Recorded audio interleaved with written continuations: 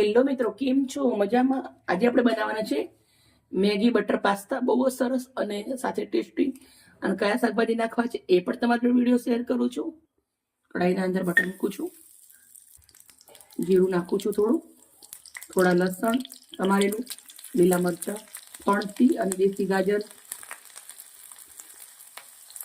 3 જાતના શિમલા મરચાં.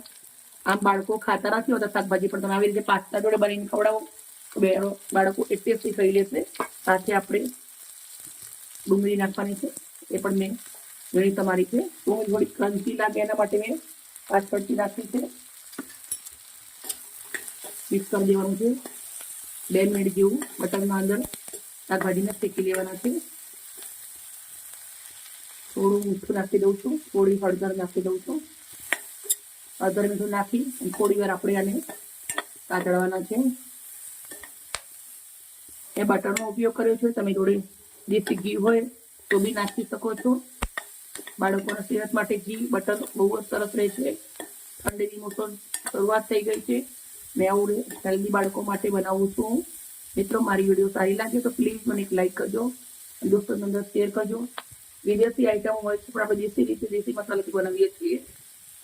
વેજીટેબલ આપણે સંતરાઈ ગયા છે. મસાલા કરી લેશું.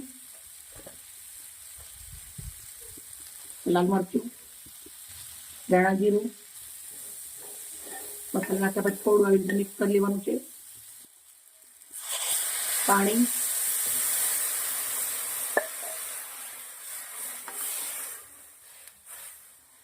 પાણી થોડું ઉકળવા દેશું. ટોટલ આપણે 1.5 ગ્લાસ જેટલું પાણી લેવાનું છે.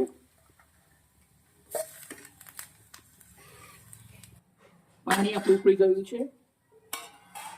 હવે આપણે એક મોટી વાટકી જેટલા પાસ્તા નાખું છું. 1 વાટકી પાસ્તા મેં 1.5 ગ્લાસ પાણી લીધું છે. હવે આપણે 5 મિનિટ સુધી આને પાછું ઢક્કણ ઢાંકી દેવાનું છે. 5 મિનિટના અંદર પાકી રેડી થઈ જશે.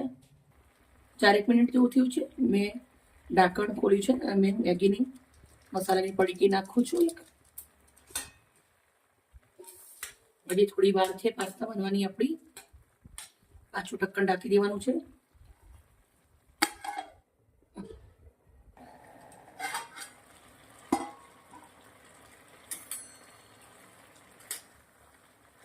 મિત્રો, પાસ્તા તમે જોઈ શકો છો, મસ્ત ફૂલી મોટા મોટા થઈ ગયા છે. બહુ સરસ મજાના ચડી ગયા છે. ગેસને બંધ કરું છું.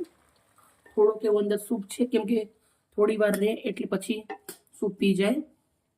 આવી રીતે બાઉલના અંદર આપણે પાસ્તા નીકાળશું. બાફાની ઝંઝટ વગર સરસ મજાના બટરવાળા પાસ્તા રેડી થઈ ગયા છે.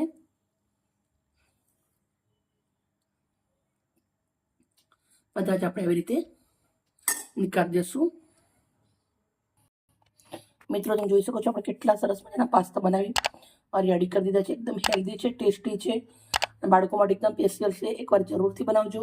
મારી વિડીયો સારી લાગે તો પ્લીઝ મને લાઈક કરજો, દોસ્તોને શેર કરજો. ઓકે મિત્રો, બાય. કાલે આવી નવી રેસીપી સાથે.